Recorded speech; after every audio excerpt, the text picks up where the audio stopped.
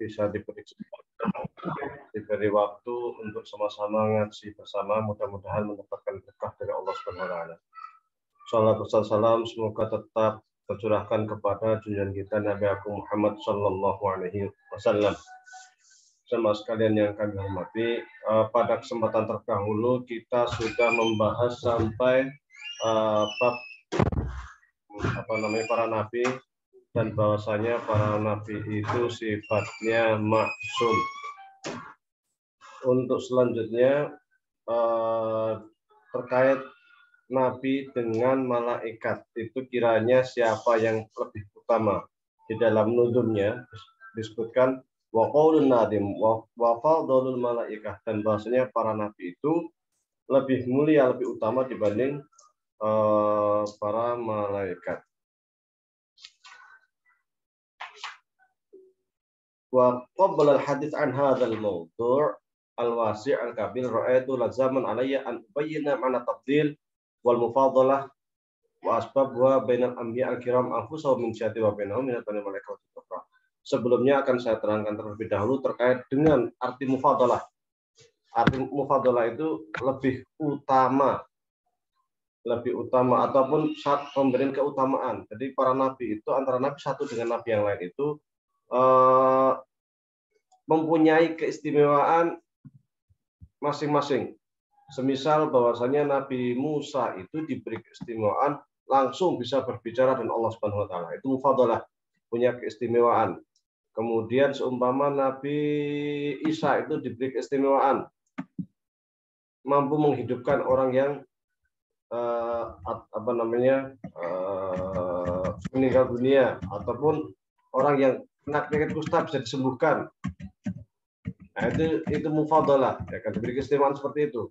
Nabi kita Nabi Muhammad SAW sebagai nabi pamungkas diberi keistimewaan, yaitu semisal diberi mukjizat Al-Quran yang ia itu kekal sepanjang zaman. Wa bayanu nuqta al-ula wa anal maksud bitahdil bainal anbiya at-tafawud bainahum min hadurat wal manazil wa derajat. Jadi yang dimaksud mufadalah, yang dimaksud keistimewaan para nabi adalah bahwasanya nabi satu dari yang lain mempunyai keistimewaan secara keutamaan. Keutamaan yang ini punya keutamaan apa, yang lain punya keutamaan apa. Seperti Nabi Muhammad punya keutamaan untuk Isra Mi'raj, dan itu tidak diberikan kepada nabi yang lain. Wa inna ma tafadul fi ziyadatil ahwal wal khusus wal karamat wal altaf. Jadi yang disebut dengan mufadalah, keistimewaan para nabi juga bisa jadi dari sisi sikap. Seumpama Nabi Isa itu punya keistimewaan orang itu sangat lemah lembut. Kalau Nabi Musa itu orangnya tegas keras. Dan kalau sudah ngomong Bani Israil itu takut. Dulu waktu Nabi Musa itu pergi ke gunung Tursina, kan selama 30 hari kan janjinya. Tapi setelah itu disuruh untuk nama menjadi 40 hari. Yang menjaga Bani Israil adalah Nabi Harun. Nabi Harun itu orangnya lemah lembut. Orangnya sabar, kalem gitu kan. Ternyata setelah 30 hari Nabi Musa belum datang. Nah, karena belum datang maka kemudian Bani Israil ini terkenal ngeyel orangnya, terkenal inat, terkenal bandel. Malah dipimpin oleh Samiri membuat anak sapi yang terbuat dari emas yang bisa mengeluarkan suara. Barangkali karena ada lubang, sehingga kayak sempritan ya. Sehingga mengeluarkan suara dan meminta kepada Bani Israil untuk menyembah sapi emas, karena sapi yang terbuat dari emas. Nah, ini Nabi Harun tuh nggak bisa tegas gitu, nggak bisa menolak. Waktu itu sudah memperingatkan Bani Israil, tapi Bani Israil ngeyel. Nah, daripada nanti malah terjadi perpecahan, karena yang ikut Nabi Harun juga nggak banyak, selebihnya ikut Samiri, udah mending diem. Oh, ketika Nabi Musa datang, tegas langsung ngamuk Nabi Musa itu. Itu yang apa, lauh itu apa? Jadi tulisan Taurat yang barusan dapat wahyu, 10 perjanjian itu di batu ditulis, itu langsung dibanting, langsung Nabi Harun jenggotnya diseret, dimarahin habis-habisan Nabi Harun. Nah, udah diem aja nggak bisa ngapa-ngapain. Itu kenapa? Ya sikapnya beda memang. Nabi Harun itu orangnya lemah lembut, Nabi Musa itu keras. Kalau Nabi Musa udah kayak gitu, Bani Israil itu nggak berani ngapa-ngapain, takut semua. Itu haibah apa namanya haibah itu apa wibawanya Nabi Musa itu keras. Ya kalau sahabat tuh kayak Nabi Umar lah ya. Umar tuh orangnya keras, kencang, tegas. Nah, kalau Nabi Harun tuh kayak Abu Bakar. Abu Bakar tuh orangnya lemah lembut, orangnya penyabar gitu. Itu ibaratnya seperti itu. Jadi punya keistimewaan masing-masing setiap nabi. Wa ya'taqidu muslimuna jami'an min ahli sunnah wal jamaah bil ijma' ulama wa amah rijalan wa nisaa anna nabiyyana Muhammad sallallahu alaihi wasallam wa afdalu wa asraf wa azka wa a'zam wa akram khalqallahi 'alal itlaq. Jadi menurut paham ahli sunnah wal jamaah, paham ahli sunnah itu adalah pahamnya para ulama kita, salafus saleh, tabi'in, tabi'in, kemudian dirumuskan juga oleh Imam Abu Hasan Asy'ari, Imam Maturidi dan lainnya, yang kemudian menjadi konsep usul Ahlussunnah wal Jamaah, prinsip Ahlussunnah wal Jamaah. Mereka mengatakan bahwasanya dari semua nabi itu yang paling bagus, yang paling mulia adalah Nabi Muhammad sallallahu alaihi wasallam. Fala yujad ahadun fis samawati wala min ahlil ardi yusawihi fi maqami min maqamatihi. Dari penduduk langit, penduduk bumi, itu satu pun tidak ada yang mampu menyaingi, tidak ada yang mampu menyaingi derajat Nabi Muhammad Shallallahu Alaihi Wasallam. Wala fi darajatin min darajatihi. Makomnya, statusnya, status spiritualnya atau status apanya, kenabiannya tidak ada menyaingi. Derajatnya pun tidak ada yang menyaingi. Paling mulia Nabi Muhammad Shallallahu Alaihi Wasallam. Bahwa afdalu min kulil anbiya'i al-kiram. Nabi Muhammad itu Nabi yang paling mulia. Wa Rasul al-Idham, Rasul yang paling agung. Itu Nabi Muhammad sallallahu alaihi wasallam. Wa min kulli banil insan wal jan, termasuk juga lebih mulia, lebih sempurna, lebih bagus dibanding seluruh umat manusia dan jin. Jin pun tidak ada yang menyalahi Nabi Muhammad. Jin sendiri sebenarnya manusia secara umum itu lebih sempurna, lebih mulia daripada jin, asal dia bertakwa, beriman. Tapi kalau nggak beriman dengan jin yang beriman, ya tentu lebih mulia jin yang beriman. Nah, Nabi Muhammad itu lebih mulia dari seluruh bangsa jin, lebih mulia dari seluruh bangsa manusia. Wala hadhil aqidah al-karimah asma' ulama'ul ummah al-islamiyah fi sa'iril aqtari wal buldani min ghairi tawaqqufi ahadihim minhum ala annahu afdhalul awwalin wal akhirin min ghairi istisna. Jadi Nabi Muhammad itu paling mulia manusia seluruhnya. Jadi kalau sejak zamannya Nabi Adam sampai hari kiamat, tidak ada yang mampu menyaingi keistimewaannya Nabi Muhammad Shallallahu Alaihi Wasallam. Dalilnya sangat banyak disebut adilatun naqli ala dzalik. Walaqad faddalna ba'dan nabiyyina ala ba'd. Di dalam Al-Qur'an dikatakan sungguhnya kami berikan keutamaan setiap nabi dengan nabi yang lain. Jadi setiap nabi itu punya keutamaan buat keistimewaan masing-masing. Fahadha nasharihun bi anna ba'dal anbiya'i faddalahumullahu ta'ala ala ba'dihimil akhar bil mawahib al-qudsiyah. Ayat ini menunjukkan bahwasanya Allah Subhanahu wa taala itu telah memberikan keistimewaan kepada setiap nabi.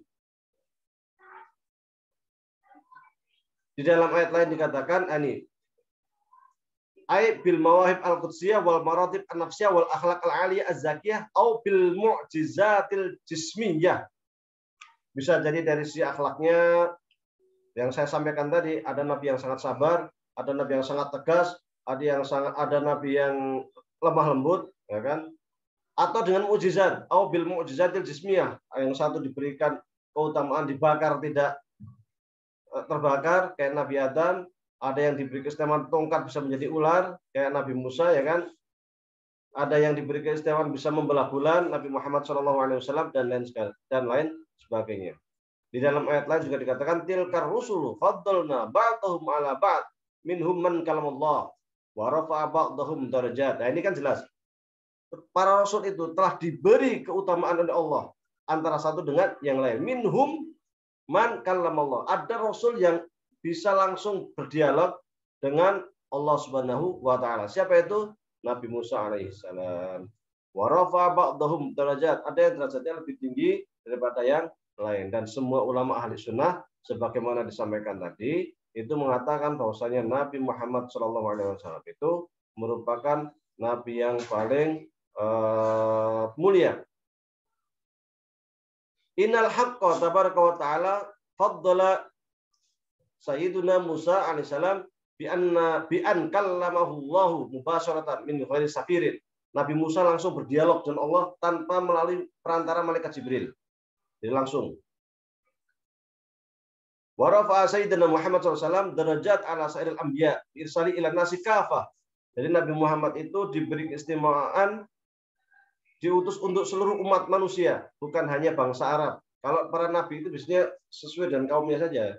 Kayak Nabi Musa ya untuk Bani Israel, sama diutus untuk berdakwah kepada Firaun. Tetapi Nabi Muhammad itu untuk seluruh umat manusia. Dan Nabi Muhammad itu nabi yang paling sukses. Karena di zaman Nabi sendiri, Jazirah Arab itu semuanya bisa masuk Islam. Yang dulunya itu wasniyah, menyembah berhala, bisa menjadi pengikut Nabi Muhammad SAW. Yang sebelumnya Madinah, Mekah itu tidak dikenal di dunia internasional, tidak punya peradaban yang masuk dalam artian kerajaan atau kekuasaan ataupun imperium. Tetapi setelah diutusnya Nabi Muhammad menjadi Madinah itu menjadi sebuah negara yang disegani oleh Persia maupun oleh Romawi yang waktu itu merupakan dua kekaisaran yang menguasai dunia barat dan timur pada waktu itu. Bahkan pada masa Umar bin Khattab, Persia sudah bisa ditumbangkan, dikuasai. Ini kehebatan daripada Nabi Muhammad SAW. Oleh karenanya sebagian besar atau banyak para tokoh Barat pun mengelompokkan Nabi Muhammad itu sebagai Nabi yang paling punya pengaruh besar nomor 1 di dunia. Hanya dalam kisaran 23 tahun, kemudian dilanjutkan dengan Khulafaur Rasyidin, kemudian sampai ke Daulah Bani Umayyah, itu kekuasaannya sudah sangat luas dari Cina sampai Eropa, Andalus.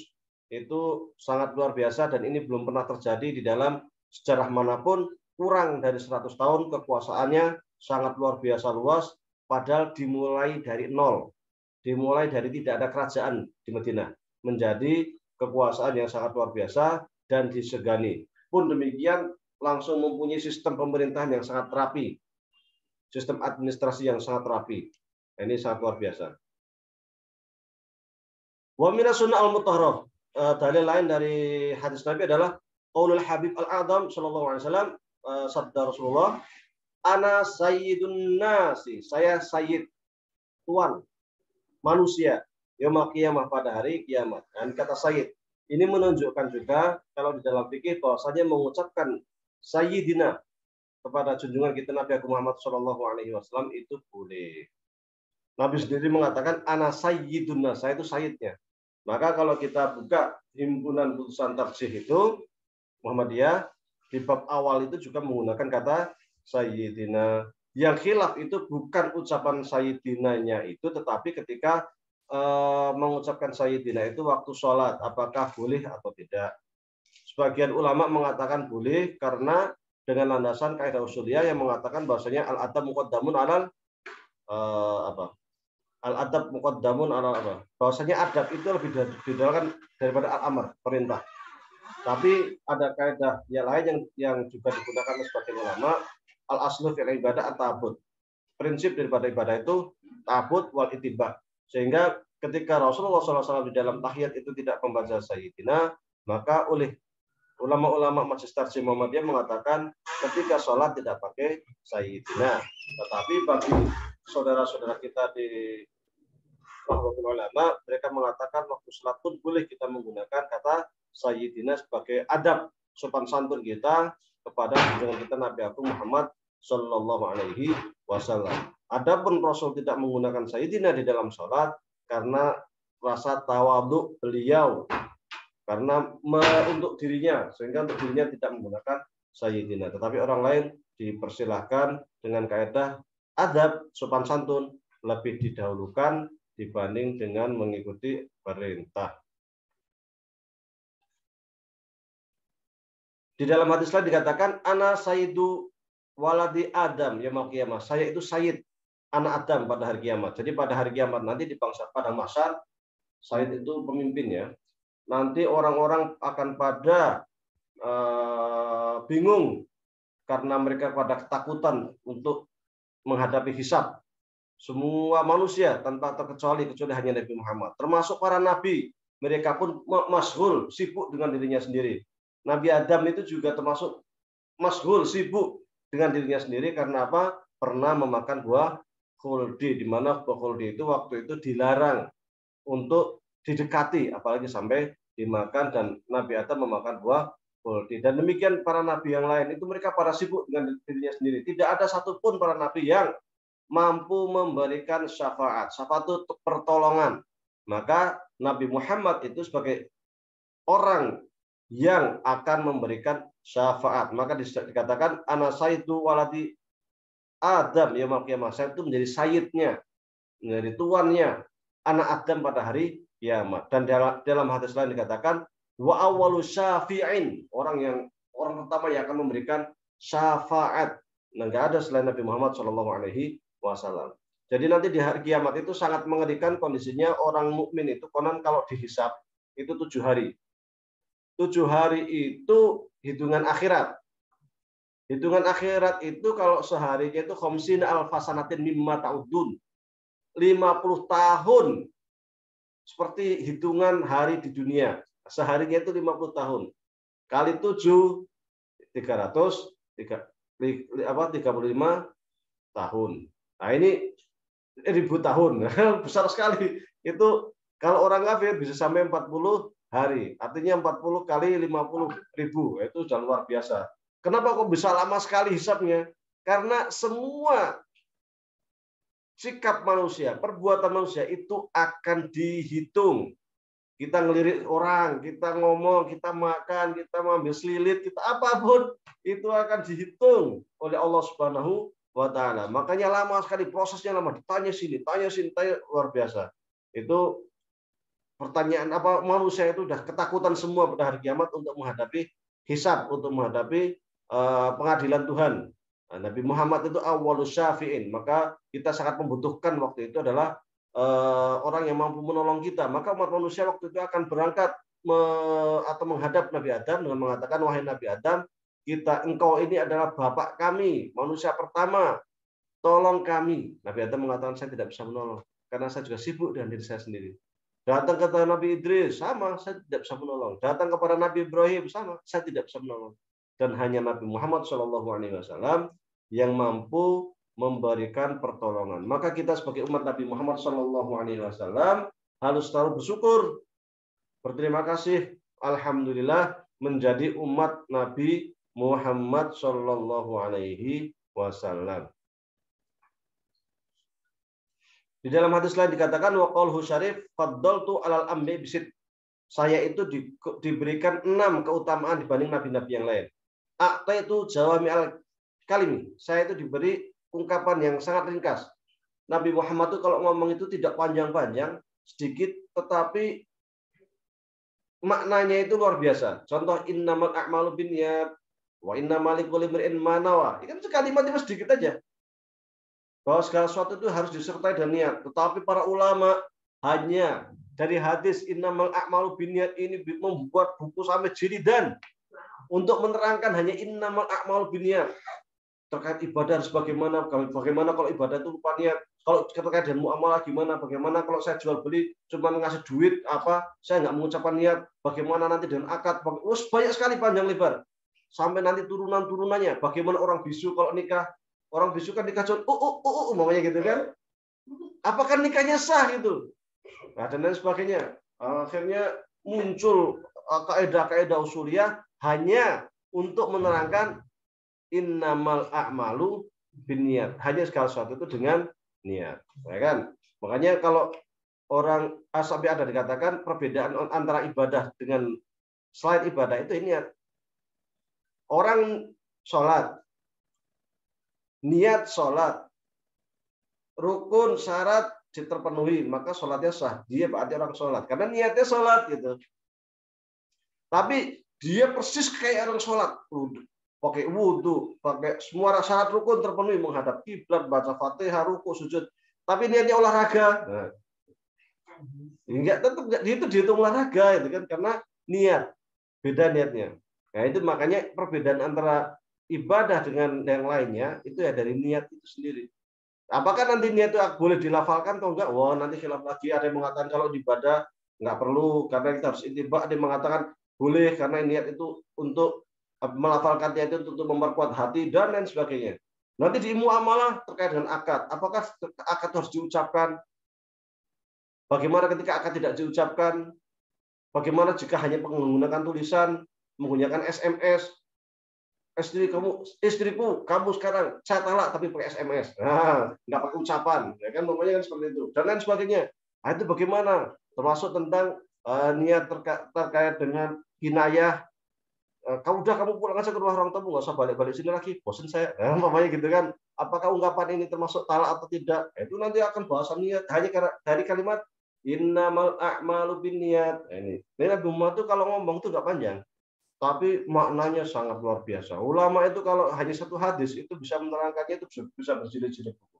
Ini kelebihan Nabi Muhammad dibanding para nabi yang lain. Wa nasartu birru'bi. Ini di dalam hadis lain dikatakan wa nasartu birru'bi salatina yauman.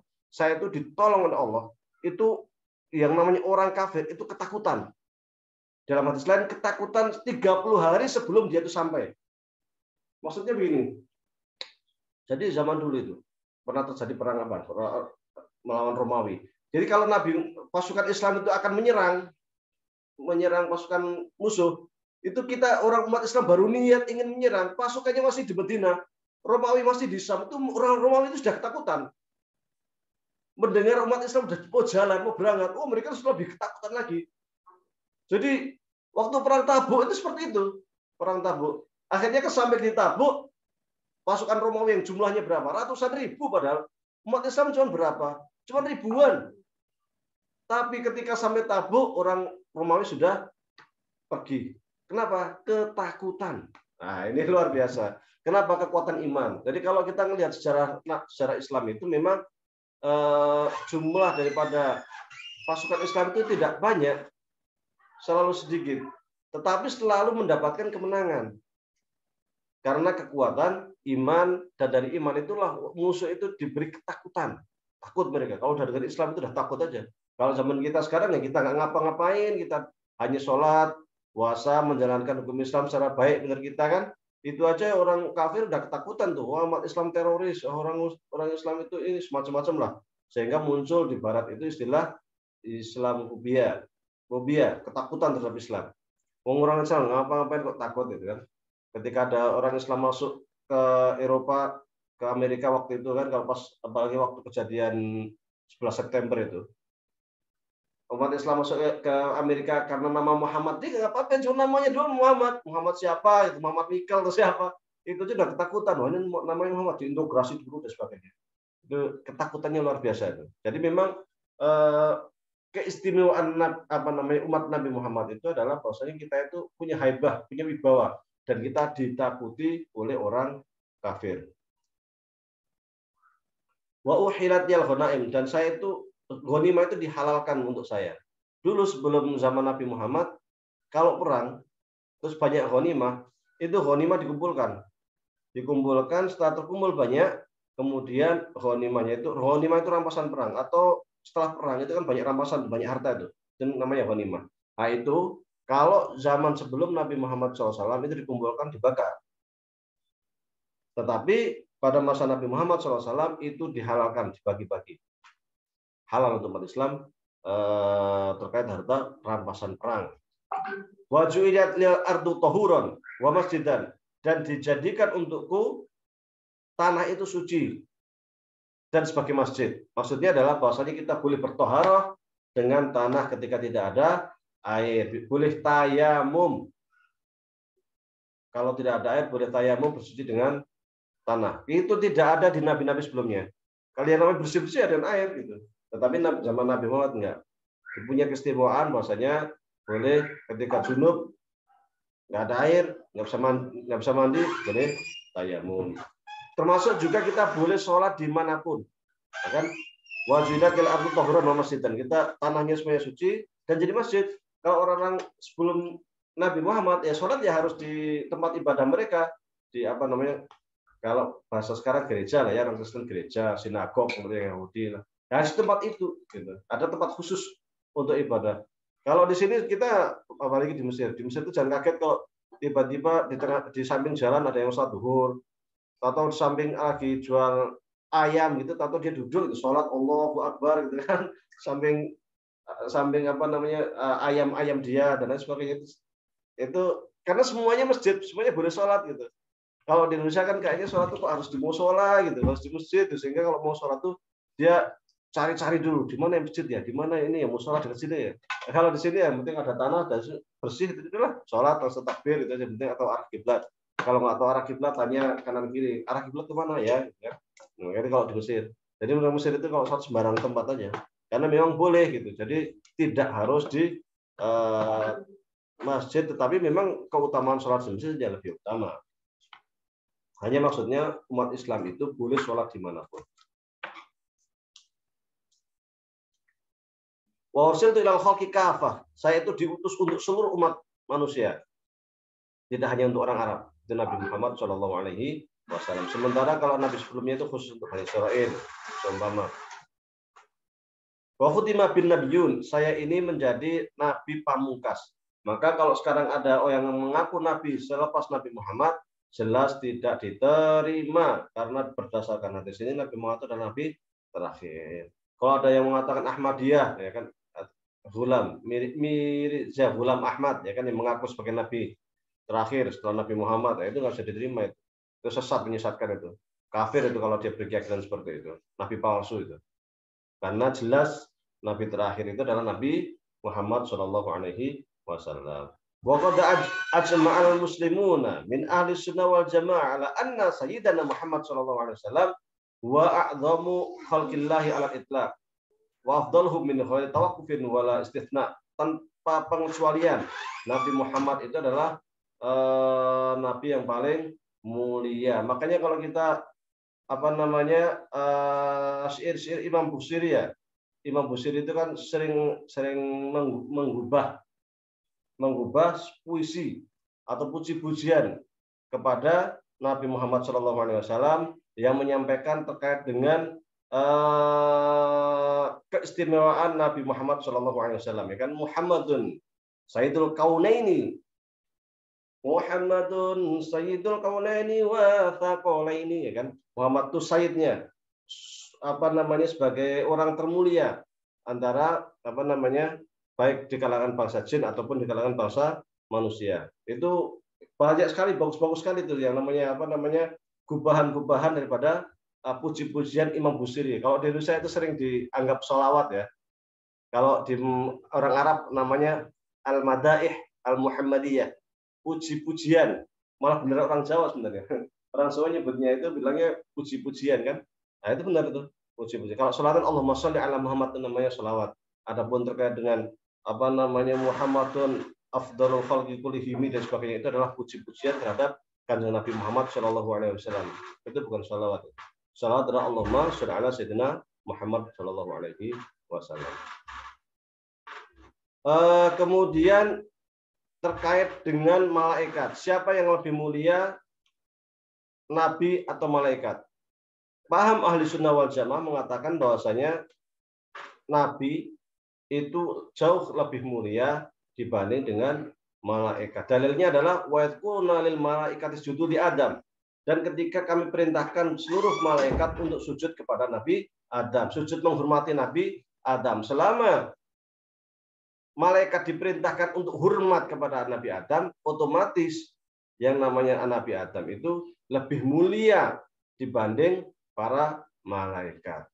Kenapa manusia atau Nabi Adam atau para anbiya ya itu lebih mulia daripada malaikat? Padahal malaikat itu selalu bertasbih, selalu apa namanya melakukan perintah Allah Subhanahu wa taala, karena yang namanya malaikat itu tidak mempunyai hawa nafsu.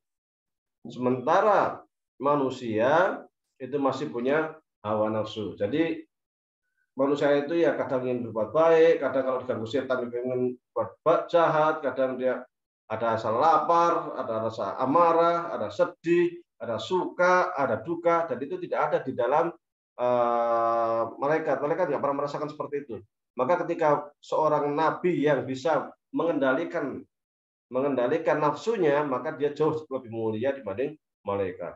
Di dalam ayat Al-Quran Surah Al-Baqarah juga dikatakan, "Wa'allama Adam al-asma'a kullaha tsumma 'aradahum 'alal malaikati faqala ambi'uni bi asma'i haula'i in kuntum shadiqin qalu subhanaka la ilma lana illa ma 'allamtana innaka antal alimul hakim." Dan seterusnya.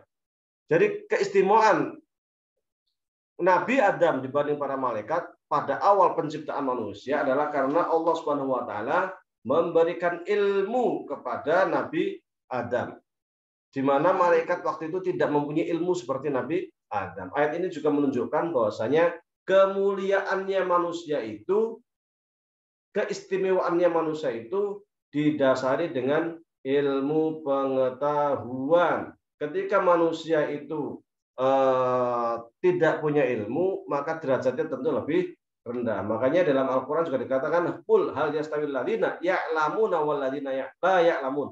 Katakanlah, apakah sama orang yang mengetahui dan orang yang tidak mengetahui. Nah, jadi derajat manusia itu utama atau tidaknya itu tergantung kepada ilmunya. Maka waktu pertama kali umat Islam muncul di bawah ketika Nabi Muhammad SAW diutus, itu pertama kali ayat yang turun juga terkait ilmu. Iqra bismi rabbikal ladzi khalaq, terkait ilmu pengetahuan. Maka ketika terjadi perang Badar, kemudian tawan perang Badar, itu tawanannya itu boleh lepas dengan syarat orang-orang yang bisa baca tulis mengajari 10 dari orang-orang yang ada di Madinah yang nggak bisa baca tulis, karena memang ilmu itu sangat mulia. Ketika umat Islam itu sangat memperhatikan ilmu pengetahuan, jangan heran hanya dalam beberapa lama umat Islam waktu itu sudah menjadi kiblat daripada peradaban dunia. Jadi sangat luar biasa karena ilmu pengetahuan. Sekarang ilmu pengetahuan yang banyak perhatian justru orang Barat, akhirnya kita banyak buta huruf, apalagi di Afrika, apalagi di Timur Tengah itu yang buta huruf luar biasa. Kalau di Barat mungkin buta huruf itu nggak bisa komputer. Kalau di dunia Islam itu buta huruf itu benar-benar nggak bisa baca tulis itu. Di Mesir saja yang buta hurufnya sangat tinggi gitu. Bisa 50% ya, bisa 40% yang nggak bisa baca tulis. Itu sangat tinggi sekali. Meskipun yang alim, yang pinternya pinter sekali.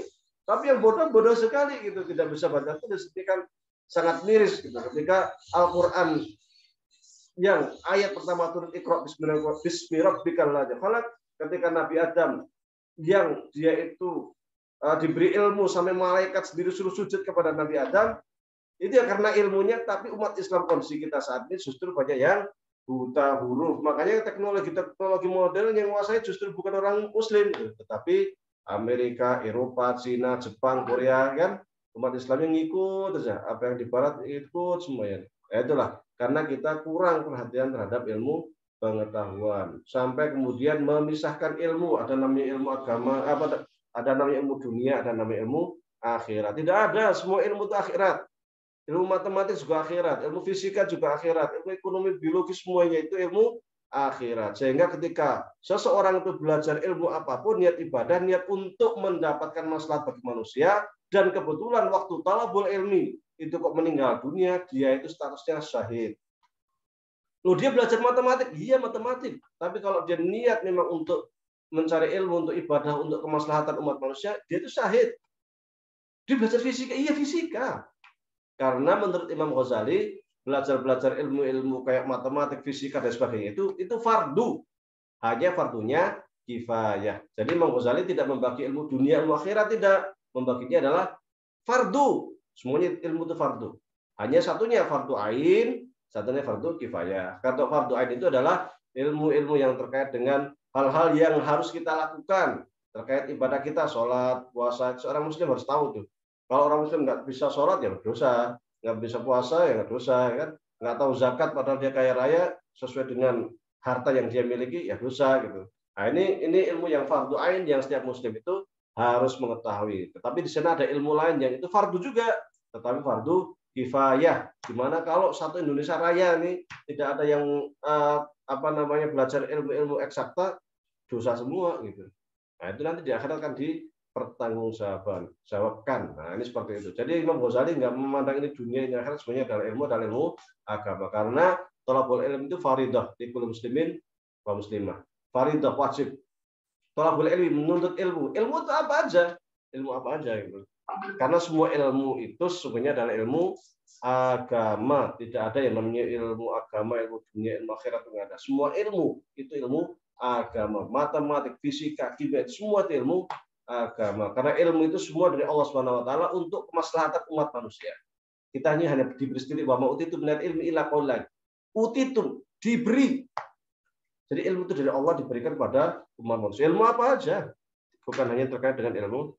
Makanya yang belajar fisika, kimia harus semangat karena itu juga bagian daripada ilmu agama. Nah, Nabi Adam ini diberi keistimewaan oleh para malaikat ya karena punya ilmu ini, punya ilmu.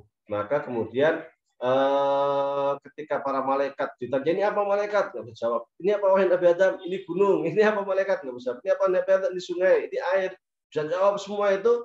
Maka diberi keistimewaan Allah. Seluruh malaikat suruh sujud, tunduk, hormat kepada Nabi Adam. Baik, ringkasnya bahwasanya terkait dengan afdaliyah, mana yang lebih utama malaikat atau manusia atau para nabi, paham Ahlus Sunnah wal Jamaah mengatakan nabi lebih mulia. Kecuali Mu'tazilah mengatakan malaikat lebih mulia daripada para nabi karena malaikat itu sama sekali tidak pernah melakukan maksiat, sama sekali tidak pernah ingkar terhadap Allah Subhanahu wa taala. Sama sekali tidak pernah menolak perintah Allah. Malaikat itu kalau diperintah sujud ya sujud aja. Diperintah tasbih ya tasbih aja. Diperintah membawa Arsyur Rahman yang samanya malaikat, 8 malaikat yang membawa Arsyur Rahman dari dulu sampai sekarang ya gini aja. Ya itu malaikat seperti itu. Maka karena malaikat itu tidak pernah ingkar dan tidak pernah menolak terhadap apa yang diperintahkan Allah kepadanya, menurut Mu'tazilah malaikat lebih utama dibanding para nabi. Tetapi termasuk para manusia secara umum. Tetapi bagi paham Ahlussunnah wal Jamaah, para nabi dan orang-orang mukmin, orang-orang bertakwa itu mereka lebih mulia dibanding malaikat karena manusia itu punya nafsu, punya rasa, kadang sedih, senang, kadang melakukan ini itu dan sebagainya. Ada iroda, ada keinginan. Kita diberi sifat pemilih. Sifat pemilih itulah kita bisa melakukan maksiat atau bisa melakukan perbuatan taat. Nah, malaikat nggak diberi sifat itu. Kalau udah suruh tasbih ya tasbih seumur hidup selamanya, gitu kan, sampai hari kiamat kan seperti itu. Manusia enggak. Makanya manusia jauh lebih mulia kalau manusia yang beriman, beramal saleh, bertakwa jauh lebih mulia dari malaikat. Baik, kurang lebihnya mohon maaf. Wabillahi taufiq wal hidayah. Assalamualaikum warahmatullahi wabarakatuh. Waalaikumsalam warahmatullahi wabarakatuh. Terima kasih kepada Pak Ustadz yang telah memberikan penjelasan untuk malam hari ini. Baik, di kolom komentar kolom chat sudah ada para jamaah yang bertanya. Baik, salah satunya dari Mas Sufyan. Izin bertanya, Pak Ustadz, bagaimana kaum muslimin mensikapi adanya Ahmadiyah dan aliran yang jelas-jelas sesat menyesatkan di Indonesia? Karena di Indonesia banyak yang melindungi mereka dengan alasan HAM. Bagaimana Pak Ustadz? Ahmadiyah itu sudah jelas. Selama dia itu mengatakan bahwasanya dia adalah nabi, kalau dia mengatakan nabi, jelas dia kafir. Bukan hanya sesat. Karena tidak ada nabi setelah Nabi Muhammad SAW. Apalagi kemudian bahwa syariat baru, jelas itu sudah bukan muslim lagi. Itu. Kita tegas-tegasan aja gitu. Kalau dia mengatakan bahwasanya Mirza Ghulam Ahmad itu seorang wali, bukan nabi, hanya melakukan pembaharuan keagamaan, seumpama ya mungkin dia masih muslim. Tetapi kita akan melihat ajarannya lagi bagaimana. Tetapi umumnya mengatakan bahwasanya Mirza Ghulam Ahmad itu adalah seorang nabi. Kalau dia seorang nabi, berarti jelas bukan hanya sesat, malah bisa kafir gitu. Itu kita adapun toleransi ya kita toleran lah kepada siapapun ya kan. Tapi ada batasannya gitu. Kita ketika ada orang Kristen, orang Buddha yang mau beribadah secara ajaran, silahkan saja gitu. Kita tidak akan ngotak-atik kok. Kita tidak akan kemudian memaksakan mereka untuk Islam, enggak. Ketika Islam datang ke Mesir itu piramid pasti berdiri tegak sampai sekarang, enggak dihancurin itu piramid. Patung-patungnya Fir'aun itu sampai sekarang masih berdiri tegak. Para sahabat yang datang ke sini nggak ada tuh menghancurkan apa namanya peninggalan Fir'aun itu, dibiarkan aja itu. Gitu. Artinya ya itulah. Jangan orang Kristen, bahkan Nabi Muhammad mengatakan siapa yang menyakiti ardhimmi itu seakan-akan dia telah menyakiti. Man adadimian fakat adani. Siapa yang menyakiti ahlu dhimmah, orang Kristen, seakan-akan dia menyakiti aku. Artinya kita toleransi kepada mereka itu. Kita hormat. Tetapi terkait dengan akidah Islam, mohon maaf kalau dia mengatakan Nabi, mengaku Nabi setelah Nabi Muhammad, ya sudah. Maka kemudian ketika Nabi Muhammad SAW meninggal dunia wafat, kemudian pada masa Abu Bakar Siddiq muncul nabi-nabi palsu seperti Musailamah al-Kadzdzab dan sebagainya, dengan sangat tegas siapa namanya Abu Bakar itu memerangi mereka karena mereka mengaku nabi. Di antaranya sebabnya karena mereka mengaku sebagai seorang nabi, padahal tidak ada nabi setelah Nabi Muhammad SAW. Jadi adapun terkait dengan alasan HAM dan sebagainya itu bullshit semua itu. Orang Barat khususnya itu teriak-teriak HAM hanya untuk umat Islam itu. Itu umat Islam yang di Bosnia, yang di Irak itu waktu zaman embargo jutaan yang meninggal, nggak teriak-teriak HAM itu. Itu orang Muslim yang di Afghanistan banyak yang dibantai, dibunuh. Nggak ada yang teriak-teriak HAM itu. Itu di Palestina itu. Berapa umat Islam yang terbunuh itu? Nggak teriak-teriak HAM. Giliran yang terkait dengan hal-hal kayak gini, oh ini HAM dan sebagainya. Oh itu kalau ada kadang bullshit juga itu. Bohong gitu. HAM itu saya udah nggak percaya setelah hak asasi manusia itu standar ganda semua. Iya. Kalau mau benar-benar HAM, coba teriak-teriak itu yang di Palestina itu yang setiap hari dibunuhin itu kan. Tapi kenapa diem aja? Ya kan? Yang di Suriah di mana itulah. Jadi ketika umat Islam melawan dianggap teroris, Hamas dianggap teroris. Padahal dia jelas melawan Palestina, melawan Israel, tapi dianggap teroris. Tapi giliran Israel yang menghancur luluhkan Palestina, biasa aja, nggak ada yang teriak-teriak HAM. Ini kan bohong semua itu. HAM itu nggak bisa dipercaya semua itu. Kita sudah di dalam hukum Islam itu sudah lengkap terkait dengan hak dan kewajiban itu. Haknya apa, kewajiban apa. Dan hak asasi manusia itu kan lucu. Mereka hanya menuntut hak. Mestinya kan kita itu selain hak itu kan ada kewajiban. Kewajiban kita itu apa itu? Kewajiban melindungi, kewajiban memberi, kewajiban. Banyak sekali kewajiban-kewajiban. Jangan hanya untuk hak. Hak itu apa? Artinya kita untuk kita. Minta, bukan memberi. Padahal yang namanya ya dulu itu khairun min yadis sufla kan? Tangan di atas itu lebih baik daripada tangan di bawah. Mestinya kita itu mengedepankan apa namanya? Bukan hak hak asasi manusia, tapi kewajiban. Kewajiban itu apa? Apa yang harus kita lakukan? Apa yang harus kita berikan? Bukan ini hak saya loh, ini hak saya. Orang yang sering meminta hak itu adalah orang yang egois. Karena dia hanya mencari hak dia, tetapi dia tidak memikirkan yang lain. Kewajiban dia kepada orang lain itu apa? Dan ini persoalan. Makanya Muhammad Al-Ghazali di dalam bukunya Hukukul Insan fil Islam, hak asasi manusia dalam Islam, belum baik memaparkan berbagai macam hak asasi manusia dalam Islam sebelum ada PBB. Itu sudah terkait dengan persoalan perang. Tidak boleh ketika perang itu membunuh warga sipil, membakar tanaman, membunuh orang tua dan sebagainya. Peraturan lengkap sekali. Itu terkait hak, terkait kewajiban. Terkait dalam usul fikih lebih tajam lagi. Ketika bayi di kandungan itu sudah ada kewajiban. Kewajiban untuk merawat janin, kewajiban untuk memberikan suplai makanan. Nanti ketika lahir sudah ada kewajiban untuk merawat dan sebagainya. Detail sekali. Jadi hak kewajiban HAM itu udah kita tuh jangan mudah terprovokasi dengan HAM itu. HAM itu kebanyakan bohong semua itu. Hanya sebuah perkataan yang digunakan untuk politik saja. Hanya untuk kepentingan saja. Kepentingan siapa? Kepentingan negara-negara besar. Dan orang-orang yang teriak-teriak HAM itu orangnya mereka-mereka aja. Orangnya itu aja. Dan yang diteriakin terkait dengan umat Islam aja itu. Kalau udah terkait dengan umat Islam yang terzalimi, mana mereka teriak-teriak HAM? Itu yang di Uighur itu, yang di Cina mana? Turkistan kalau orang Mesir bilangnya Turkistan.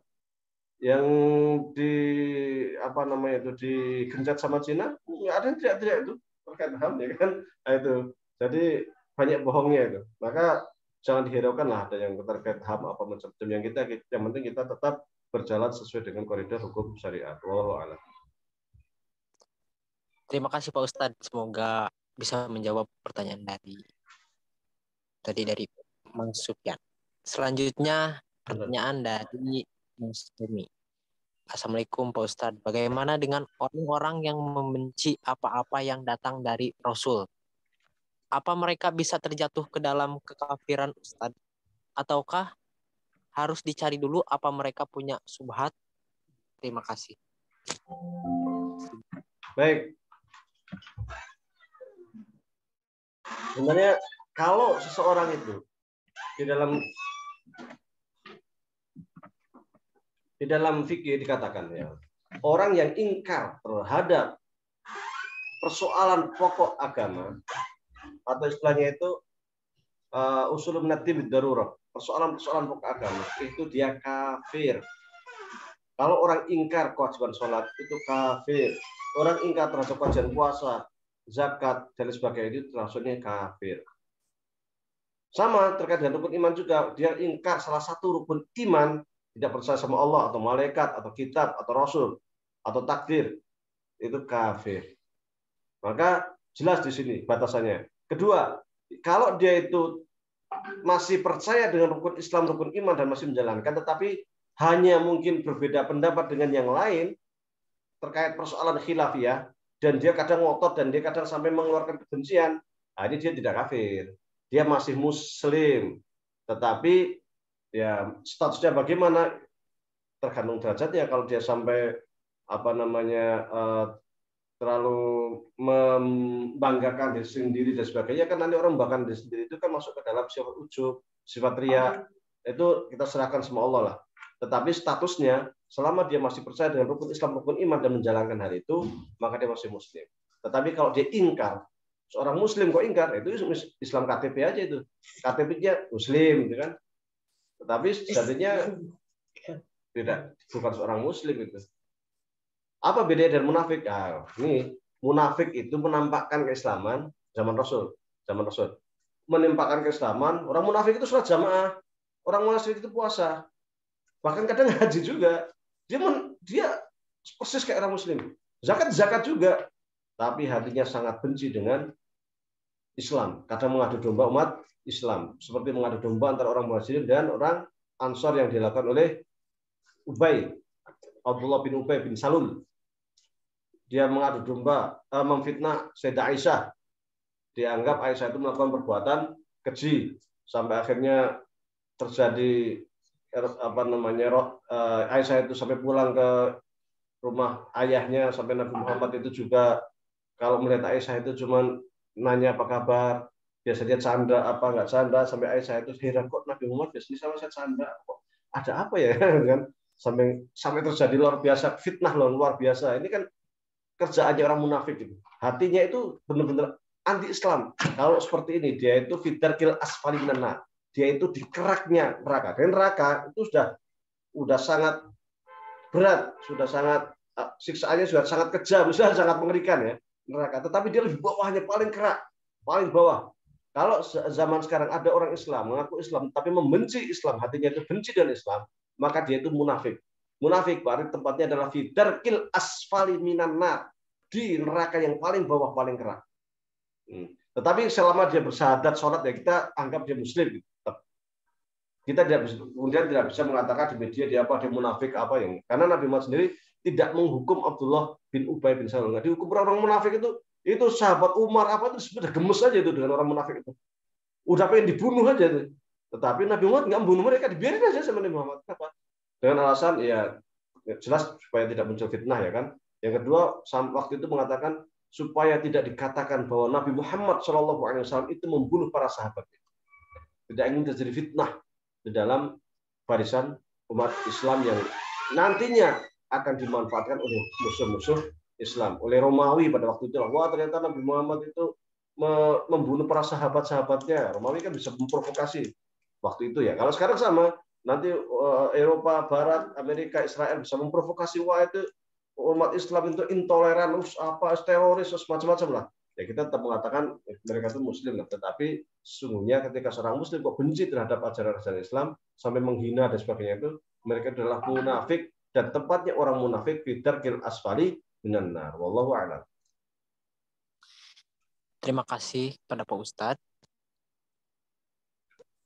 Selanjutnya ada pertanyaan dari Mas Mukti Ali. Izin bertanya Pak Ustadz. Semua umat muslim itu menganut aswaja.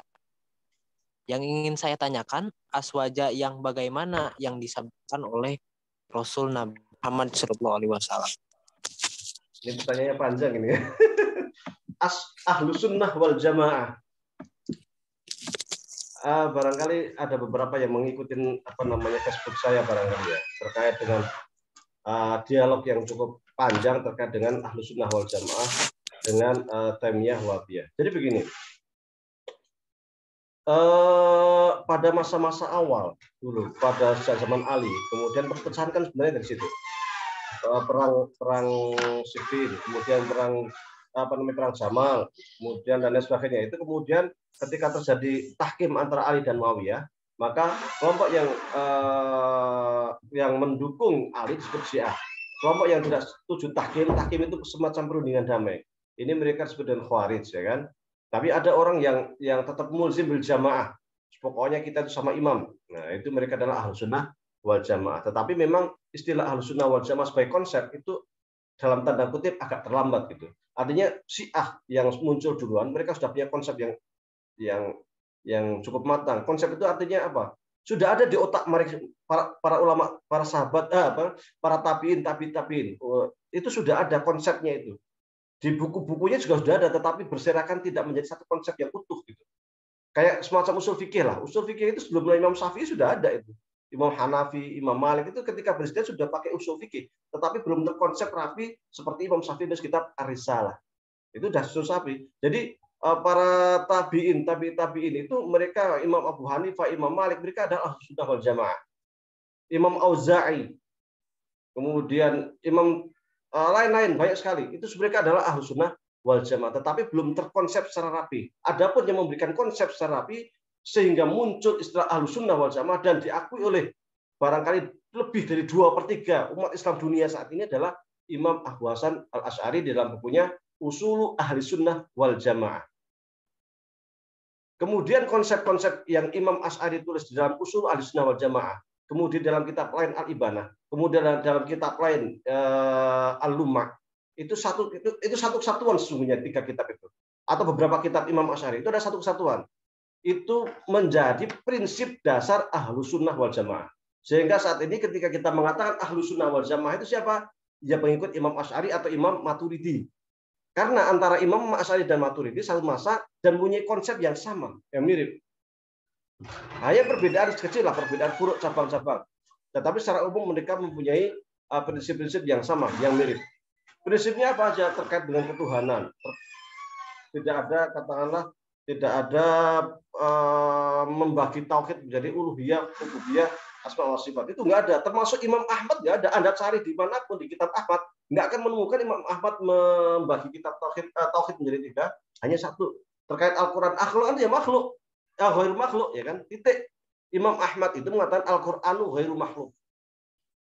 Tetapi kemudian nanti akan muncul belakangan orang Ibnu Taimiyah yang mengatakan Al-Quran itu ghairu makhluk satu sisi, tetapi makhluk di sisi lain. Nah, Bapak seperti itu Ahlus Sunnah wal Jamaah. Sehingga ketika kita mengatakan Ahlus Sunnah wal Jamaah, itu sesungguhnya 3 kelompok menurut Syekh Thayyib. Siapa aja? Yang pertama adalah Imam Asy'ariyah, yang kedua adalah Maturidiyah, yang ketiga adalah Ahlul Athar. Ahlul Athar itu adalah al-muhadditsun atau orang-orang hadis biasanya. Seperti siapa? Imam Tirmidzi, seperti siapa lagi? Banyaklah yang mereka itu tidak lebih cenderung takfir di dalam ayat-ayat mutasyabihat. Apakah kemudian Wahabiyah atau Imam Ibnu Taimiyah itu termasuk Ahlul Athar? Tidak. Bukan, mereka bukan Ahlul Athar dan mereka bukan Ahlus Sunnah wal Jamaah. Kenapa demikian? Karena secara konsep itu berbeda. Baik pandangan terhadap alam raya. Karena Ibnu Taimiyah dan Muhammad bin Abdul Wahhab dan ulama-ulama yang mengikutinya mengatakan bahwa alam raya itu sifatnya al-hawadis la awwala laha. Apa itu al-hawadits la awwala laha?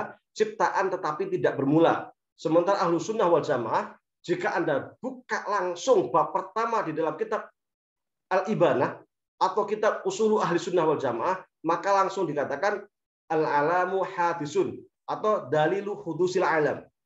Argumen bahwasanya alam raya itu sifatnya baharu. Apa maksudnya baharu? Baharu adalah bahwasanya alam ini muncul bukan dari bukan dari maklul Allah, tapi muncul dari ketiadaan. Nggak ada sama sekali kemudian Allah menciptakan alam raya. Sementara Ibnu Taimiyah mengatakan alam raya itu sifatnya ada, dia hadis, dia baharu, tetapi tak tercipta. Agak membingungkan sebenarnya. Karena bagi Ibnu Taimiyah, Allah itu punya sifat khaliq. Khaliq itu artinya adalah pencipta. Dan dia kalau tidak ada alam raya, ya nggak menciptakan, nggak khaliq lagi. Maka dia harus mencipta. Selama Allah itu khaliq, berarti alam raya itu juga harus ada secara otomatis. Biar dia itu khaliq. Kalau nggak gitu nggak khaliq. Tetapi alam raya ini sifatnya makhluk. Makanya namanya al-hawadits la awwala laha, ciptaan yang tak bermula. Karena ada Allah, otomatis dia itu khaliq, ada alam raya. Ini menurut Ibnu Taimiyah. Tetapi bagi ulama ahlu sunnah nggak begitu. Jadi ada namanya ilmu. Ilmu itu adalah ilmu Allah terkait dengan apa yang belum terjadi, sedang terjadi, dan akan terjadi. Dan ilmu Allah itu akan menciptakan alam di waktu tertentu. Kemudian ditaksis oleh sifat iradah, bahwasanya saya ingin menciptakan alam pada masa waktu ini. Itu sudah ada di ilmu Allah. Kemudian nanti ada kudrah yang memunculkan sifat, yang memunculkan alam raya dari ketiadaan itu. Jadi alam raya itu benar-benar dari tiada menjadi ada. Karena itu sudah ada ilmu Allah. Jadi jeda antara Allah dengan alam raya itu sudah ada taksisnya di dalam ilmu Allah. Alam raya akan tercipta pada masa ini. Sehingga alam raya sifatnya itu tidak qadim tetapi hadis, baharu. Bukan seperti pendapatnya Ibnu Taimiyah, Allah itu khaliq, maka harus selalu khaliq. Sehingga ketika ada Allah, otomatis ada alam raya. Sehingga dia itu sifatnya makhluk tetapi tidak bermula. Nah, ini membingungkan. Bukan hanya itu, terkait Al-Quran, Ahlu Sunnah mengatakan Al-Quran itu ghairu makhlukin. Bukan makhluk sama sekali. Karena terkait dengan kalam Allah. Al-Quran itu kalamullah. Kalam Allah itu adanya sifat Allah. Sifat itu selalu mengikuti mausuf. Allah itu qadim. Karena Allah qadim, maka mausufnya, kalamnya itu harus qadim. Tetapi Ahlu Sunnah Ibnu Taimiyah mengatakan Al-Quran itu kalamullah, qadim. Benar. Tetapi satu sisi dia itu hadis. Loh, kenapa hadis? Karena Allah itu memang dia itu contoh nih, wa kallama Musa takliman. Allah itu akan berbicara dengan Nabi Musa. Lah sebelum berbicara Nabi Musa, kan nggak berbicara menurut Ibnu Taimiyah. Berarti nggak bicara. Kemudian Allah bicara, berarti menciptakan makhluk. Nah, ini kalamnya itu menjadi makhluk. Sehingga kalamullah itu satu sisi qadim, sisi lain makhluk. Menurut Ibnu Taimiyah, sementara paham Ahlussunnah, dia itu menyatu. Sebelum Allah itu menciptakan Nabi Musa alam raya, kalamullah itu sudah ada. Sebelum ada langit bumi, Al-Quran itu sudah ada. Injil itu sudah ada. Ketika menciptakan manusia, barulah menurunkan dari menurunkan itu ke Baitul Izzah, kemudian ke Sama'ud Dunya, baru kepada manusia, kepada para nabi. Sekedar diturunkan, tapi itu sudah menjadi sifat Allah yang melekat pada Allah Subhanahu wa taala. Itu dari pandangannya terhadap Al-Qur'an, pandangannya terhadap alam raya, pandangannya terhadap ketuhanan. Di mana Imam Ahmad sendiri sama sekali tidak pernah membagi tauhid menjadi tiga, seperti halnya Imam Asy'ari, sebagaimana Imam Abu Hanifah. Nggak pernah membagi tauhid menjadi tiga. Mau cari jumlah-jumlah nggak akan ketemu itu. Jadi banyak sekali perbedaan yang sudah saya sampaikan di Facebook terkait perbedaan antara Ibnu Taimiyah dan Wahabiyah dengan Ahlussunnah wal Jamaah. Konsepnya itu udah beda gitu. Saya ketika kita mengatakan siapa Ahlussunnah wal Jamaah, ya Ahlussunnah wal Jamaah yaitu Asy'ariyah atau Maturidiyah atau Ahlul Athar. Ahlul Athar ini bukan Taimiyah atau Wahabiyah. Tetapi Ahlul Athar di sini adalah Ahlul Hadis. Para ulama-ulama yang memang masih dalam ruang lingkup pemahamannya itu seperti mirip dengan Abu Hasan Al-Asy'ari. Ibnu Taimiyah atau Wahabiyah itu bukan Ahlul Athar. Karena konsepnya itu sangat berbeda. Imam Al-Jauzi sendiri, Imam Jauzi, Ambari, itu terkait ayat-ayat mutasyabihat ya dia tafwid aja. dan dia masih mengikuti paham-paham Ahlussunnah wal Jamaah Asy'ariyah, tidak independen, tidak membagi jadi tiga dan lain sebagainya. Itu barangkali sepintas ya terkait dengan Ahlussunnah wal Jamaah. Jadi ketika kita menggunakan istilah Ahlussunnah wal Jamaah, maka konotasinya secara umum adalah ke Asy'ariyah atau Maturidiyah atau Ahlul Athar. Itu ketika kita merujuk kepada istilah Ahlussunnah wal Jamaah. Kemudian ada istilah lain adalah Ahlul Haq was Sunnah. Ahlul Haq was Sunnah ini juga disebutkan oleh Imam Al-Ghazali dalam kitabnya Hidayatul Hidayah. Itu sama maknanya dengan Ahlussunnah wal Jamaah. Juga disebutkan oleh Imam Asy'ari di dalam kitabnya Al-Ibanah. Yang dimaksud dengan Ahlul Haq was Sunnah oleh Imam Asy'ari dalam kitab Al-Ibanah, itu kalau Anda buka itu di halaman pertama itu juga sama dengan istilah Ahlussunnah wal Jamaah. Jadi boleh Ahlul Haq was Sunnah, dan itu yang digunakan oleh Muhammadiyah dalam himpunan putusan tersebab iman, boleh juga menggunakan istilah Ahlul Haq was Sunnah. Wallahu a'lam. Terima kasih atas penjelasannya dari Pak Ustadz. Ini mungkin ada satu orang yang bertanya, mungkin ini menjadi pertanyaan terakhir karena kita dibatasi oleh waktu. Pertanyaan dari Mas Ihsan. Assalamualaikum Ustadz.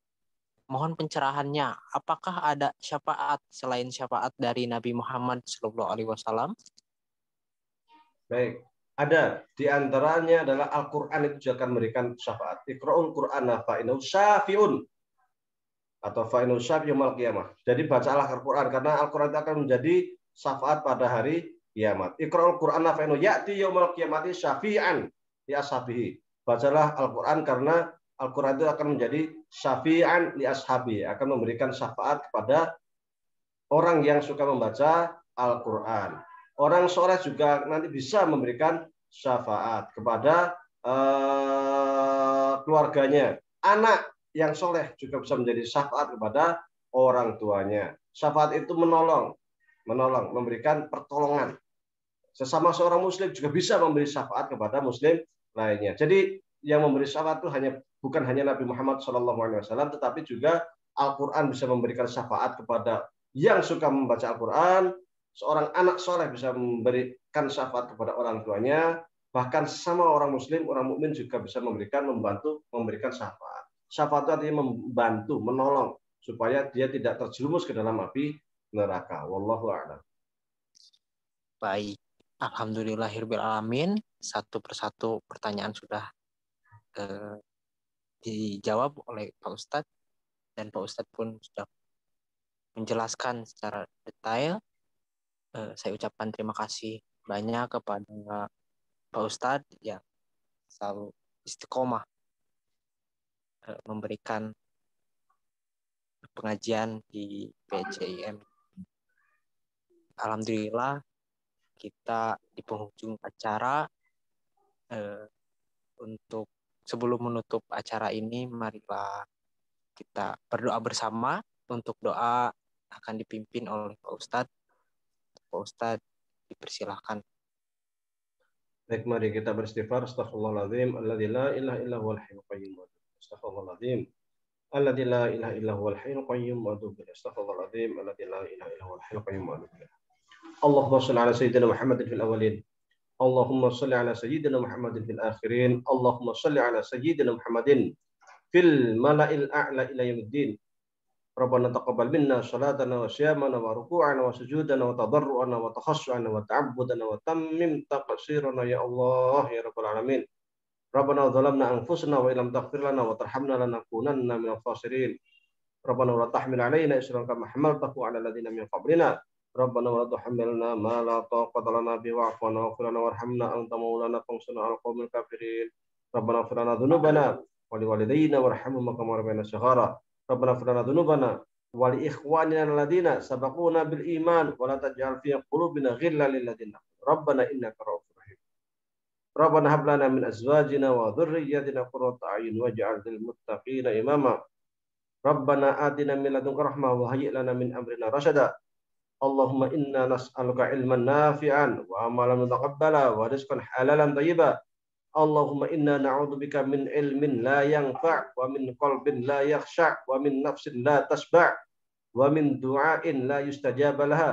Allahumma inna nas'aluka salamatan fid din wa afiyatan fil jasadi wa ziyadatan fil ilmi wa barakatan fil rizqi wa taubatan qoblal maut wa rahmatan indal maut wa maghfiratan ba'dal maut. Allahumma hawwin alaina fi sakaratil maut wa najina minan nari wal afwa 'indal hisab. Allahumma a'inna ala dzikrika wa syukrika wa husni ibadatik. Allahumma ajirna minan nar. Allahumma innaka afuwun karimun halimun tuhibbul afwa fa'fu 'anna. Rabbana atina fid dunya hasanah wa fil akhirati hasanah wa qina adzabannar.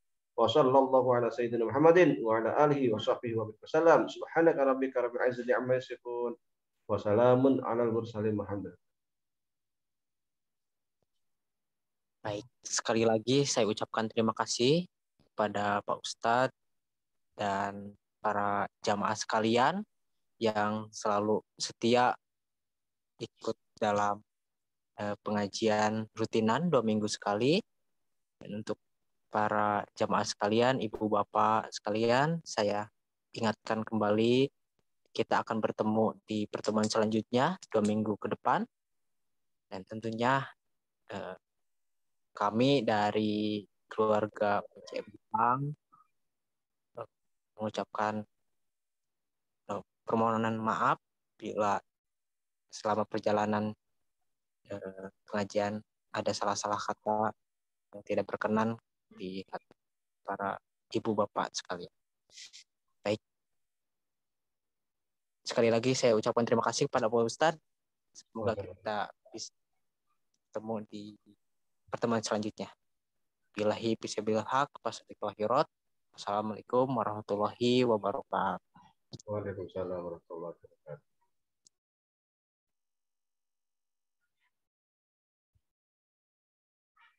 Terima kasih banyak. Izin undur diri.